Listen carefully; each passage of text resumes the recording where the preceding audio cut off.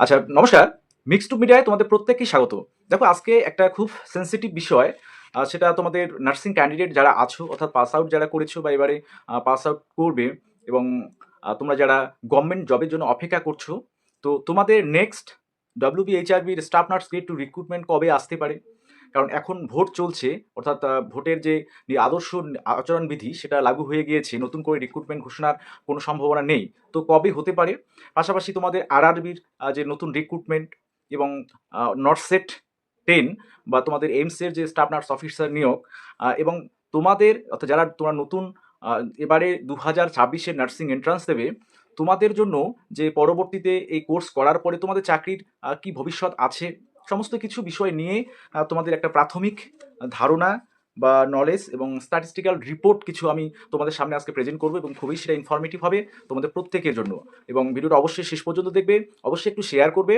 আর তোমাদের অবশ্যই বলে রাখি যে নতুন করে নার্সিং এন্ট্রান্সে তোমরা দেবে, হ্যাঁ, তোমাদের জন্য কিন্তু অবশ্যই আমার স্পেশাল সার্ভিস যে মেম্বারশিপ ইউটিউব চ্যানেলের, তো সেই স্পেশাল সার্ভিস নিয়েই যে class, PDFs notes, online mock test, যারা শুধুমাত্র অনলাইন মক টেস্ট দিতে চাও, অবশ্যই তোমরা হোয়াটসঅ্যাপে কন্ট্যাক্ট করতে পারো। এবং অনলাইন মক টেস্ট আমি দ্রুত শুরু করছি, অনলাইনে তোমরা সেটা দিতে পারবে। মোটামুটি 15টার মতো মক টেস্ট সিরিজ তোমাদের জন্য অনলাইনে থাকছে, এবং তোমরা সেগুলোতে পার্টিসিপেট করতে পারবে ন্যূনতম মূল্যে। ঠিক আছে? আচ্ছা, তো দেখো, যে জিনিসগুলো আমি বলবো, তো আমাদের এই যে staff nurse grade two recruitment, যেটা 2025-26 আমরা বলবো, 25-এ নোটিফিকেশান, 26-এ এই কমপ্লিট প্রায় হয়ে যাচ্ছে, অর্থাৎ 31 তারিখ অবধি তোমাদের মার্চের ডেট আছে জয়েনিং করার। তো তোমাদের অনেকেই তোমরা জিজ্ঞেস করেছিলে যে তোমাদের স্যালারি কবে হবে। তো স্যালারি তোমরা এ মাসে যদি তোমাদের এই যতদিন করে কাজ করেছো বা করছো, সেটা আলাদা করে দিতে পারে। তো অর্থাৎ তোমাদের অ্যাপ্রুভাল একটা বিষয় থাকে চাকরির ক্ষেত্রে, তো অ্যাপ্রুভাল হয়ে গেলেই তোমাদের কিন্তু স্যালারি শুরু হয়ে যায়। তো যেহেতু যোগদান করেছো, অযথা স্যালারি নিয়ে আর টেনশন করবে না, স্যালারি তোমরা যথাসময়ে পেয়ে যাবে। ঠিক আছে? এবং ANMদের যারা তো আগে জয়েন করেছে, ওদের অলরেডি স্যালারি তো শুরু হয়ে গেছে। এবং নতুন যারা ANM-এ তোমাদের পোস্টিং কবে হবে, অর্থাৎ পাস আউট করে যারা আছো, সমস্ত কিছু নিয়ে আজকে থাকছে। দেখো, প্রথমেই বলি যে আমাদের স্বাস্থ্যক্ষেত্রে কি কি রুলস আছে, অর্থাৎ প্যাশেন্ট নার্সের যে রেশিও, সেটা কীরকম আছে, আইএনসি গাইডলাইন কী বলছে, এবং বাস্তব চিত্রটা কী আছে, সেটা শুধুমাত্র যে আমাদের ওয়েস্ট বেঙ্গল না, প্রত্যেকটা স্টেটের ক্ষেত্রে কম বেশি কীরকম হয়। তো দেখো, আমাদের বিশেষ করে ওয়েস্ট বেঙ্গল এবং এই যে উত্তর ভারতের অন্যান্য যে স্টেটগুলো আছে, ওয়েস্ট বেঙ্গল, আসাম, মণিপুর, মেঘালয়, বিভিন্ন স্টেটের কথা, যাই হোক। তো এই যে আইএনসির যেটা গাইডলাইন, হ্যাঁ, তো সেটা আমি প্রথমে বলে দিচ্ছি তোমাদের, যে প্যাশেন্ট আর হচ্ছে স্টাফ নার্সের রেশিও কীরকম হওয়া উচিত। আইএনসি বলছে যে সেখানে জেনারেল ওয়ার্ডের ক্ষেত্রে 1:6, 6-10, মানে 6 জন বা সর্বোচ্চ 10 জন প্যাশেন্টের জন্য একজন নার্স। ঠিক আছে? এবং সেটা যদি তোমার হচ্ছে নার্সিং ট্রেনিং স্কুল তার আন্ডারে থাকে, তাহলে সেটা 1:3 হতে পারে। ঠিক আছে? তাহলে সেখানে তোমাদের যেহেতু ক্যান্ডিডেট অর্থাৎ ট্রেনি যারা, অর্থাৎ নার্সিং এক্সাম দিয়ে, এন্ট্রান্স দিয়ে অ্যাডমিশন হয়েছে, তো তারা তো প্র্যাকটিস করছে সে বিভিন্ন হসপিটালে। তো সেক্ষেত্রে তাদের 1:3 যেটা আইএনসি গাইডলাইন বলেছে। আচ্ছা, আইসিইউ এর ক্ষেত্রে আইএনসি বলেছে 1:1, একটা পেশেন্টের জন্য একজনই নার্স থাকতে হবে, স্টাফ নার্স। আচ্ছা, ইমার্জেন্সির ক্ষেত্রে 1:1 অর 1:2, এটা হতে পারে ইমার্জেন্সি ওয়ার্ডের ক্ষেত্রে। পেডিয়াট্রিক ওয়ার্ডের ক্ষেত্রে তোমাদের দেখো আইএনসি যেটা গাইডলাইন রয়েছে, তো মোটামুটি 1:3 এরকম ধরে নেওয়া যেতে পারে। এবং আমাদের সাধারণত আমরা বিভিন্ন হসপিটালগুলোতে, গ্রামীণ যে হসপিটালগুলোতে, তাদের আশেপাশে বিভিন্ন কলেজ অর্থাৎ নার্সিং যে এনটিএসগুলো নেই, হ্যাঁ, বা কোনো মেডিকেল কলেজ বা নার্সিং কলেজ নেই, তাদের ক্ষেত্রে আমরা দেখি যে 1:10+ হয়ে যায় অনেক সময় রেশিওটা। তো সেক্ষেত্রে স্টাফ নার্সের ঘাটতি যে আছে, সেটা কিন্তু মানতেই হবে। এবার তাহলে তোমাদের পরবর্তী রিক্রুটমেন্ট কবে আসবে? দেখো, সেক্ষেত্রে আমি বলে রাখি যে তোমাদের জানো যে তোমরা এই বিধানসভা নির্বাচন, সেটা 23 তারিখ, 29 তারিখ এবং 4 তারিখে ফাইনাল রেজাল্ট রয়েছে। তো আহ, মার্চ, এপ্রিল, তো এপ্রিল চলে যাচ্ছে। হ্যাঁ, এবার তোমাদের হচ্ছে মে মাসে সেটাও একদম গুছিয়ে নিতে, সব কিছু গুছিয়ে নিতে সরকারের সময় লাগবে। যে আমি নির্বাচনের যে সেই বিষয়গুলো যাচ্ছি না, তো সরকারের সেই বিষয়ে সময় লাগবে। তবে একটা বিষয় মনে রাখবে, যেহেতু কর্মীর ঘাটতি আছে, স্বাস্থ্যকর্মীর ঘাটতি আছে, তো সেখানে তোমাদের নোটিফিকেশান, যদি কোনো রকম কোনো তোমাদের দ্বারা কর্মসূচি করা হয়, সেক্ষেত্রে পুজোর আগে নোটিফিকেশান একটা মানে বের করে আনার সম্ভাবনা থাকলেও থাকতে পারে। ঠিক আছে? এটা কিন্তু উদ্যোগটা নিতে হবে স্টুডেন্টদের।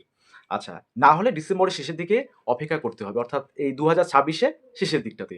আচ্ছা, কেন আমি এই কথাটা বললাম? সেটা হচ্ছে, দেখো, তোমাদের যারা অলরেডি পাস আউট করেছো এবং এবারে পাস আউট হলে তোমাদের বিষয়ে আমি বলবো যে কম্পিটিশান এর পরের যে রিক্রুটমেন্টটা সেখানেও কিন্তু প্রচুর হবে, অর্থাৎ পার্টিসিপেশন ক্যান্ডিডেটদের সেখানে 60 প্লাস 60,000 প্লাস কিন্তু হওয়ার সম্ভাবনা। কারণ দেখো এবারে সর্বসাকুল্যে 7,000-এর মতো প্রায় নিয়োগ হয়েছে স্টাফ নার্স গ্রেড 2, তো পার্টিসিপেশন প্রায় 50,000 প্লাস ছিল। হ্যাঁ, তো GNM, BSc nursing, post basic সবগুলো মিলে। তো এবারে নতুন যে রিক্রুটমেন্টটা হবে সেখানে কিন্তু আরও বেশি হবে, কারণ 7,000 এবং আমাদের ওয়েস্ট বেঙ্গল থেকে প্রতি বছর প্রায় 10,000 12,000 করে স্টাফ নার্স তারা নার্সিং ক্যান্ডিডেট তারা কিন্তু পাস আউট করে বেরিয়ে আসছে। পাশাপাশি অন্যান্য স্টেট থেকে তো আছেই, তো অন্যান্য স্টেট থেকে নার্সিং ট্রেনিং করে এখানে এসে পোকাল রেজিস্ট্রেশন করে তারাও কিন্তু পার্টিসিপেট করবে। তো সেক্ষেত্রে কম্পিটিশন কিন্তু হাড্ডাহাড্ডি হচ্ছে।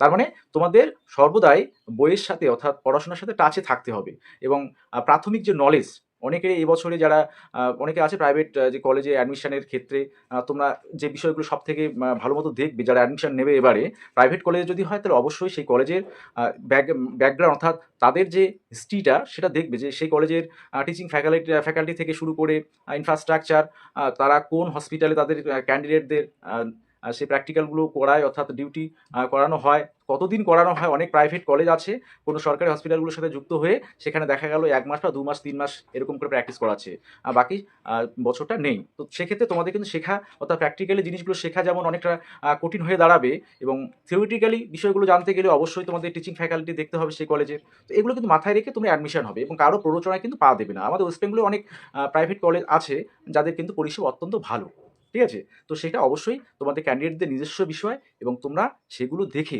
তোমাদের দায়িত্ব মতো দেখে তোমরা কিন্তু অ্যাডমিশন নেবে। আমি এই কথাটা প্রত্যেকবার বলে থাকি, কারণ কেউ যাতে প্রতারিত না হয় বা অ্যাডমিশন হওয়ার পর অনেক ক্ষেত্রে দেখা যায় সেই কলেজে পরিকাঠামো কিছুই নেই, শুধুমাত্র কলেজের একটা বিল্ডিং রয়েছে, কোথাও যে প্র্যাকটিসের সুযোগ সেটাও নেই, বা কোনো সরকারি হসপিটালে গেলে প্রায় 1 ঘন্টা দূরত্বে কোনো সরকারি হসপিটালে নিয়ে গিয়ে সেখানে দেখা গেলো 2 ঘন্টা প্র্যাকটিস করে আবার নিয়ে চলে আসা এবং টিচিং ফ্যাকাল্টি নেই, এগুলো কিন্তু দেখবে একটু।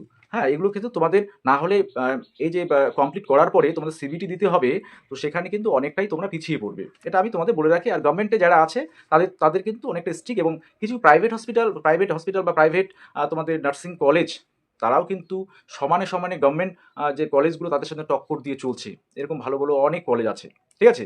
এবার দেখো মোট কথা শিখতে হবে।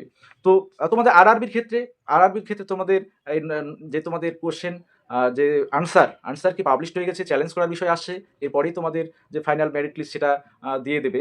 তো দেখো তারপরে তোমাদের জুলাই আগস্টের দিকে নতুন করে রিক্রুটমেন্ট আরআরবির ক্ষেত্রে আসে, এবং আরআরবির ক্ষেত্রে সিট সংখ্যা 500+ থাকার সম্ভাবনা। তবে 500+ এবার টোটাল অল ইন্ডিয়া বেসিস।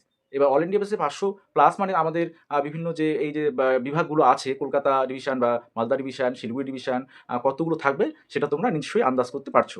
আচ্ছা, এরপরে নর্থ সেট অনেকটা হাই লেভেলের। এইমসের বিভিন্ন যে স্টাফ নার্স অফিসারগুলো রিক্রুটমেন্ট হয় তাদের ক্ষেত্রে নর্থ সেট 10 যেমন হচ্ছে, তো অলরেডি অনেকেই নর্থ সেটের জন্য প্রিপারেশান নিচ্ছে, এনওসি পেয়ে যাচ্ছে। ওকে, যারা জব করছে already staff nurse grade 2 West বেঙ্গলে, তো তাদের ক্ষেত্রে তারা প্রস্তুতি নিচ্ছে।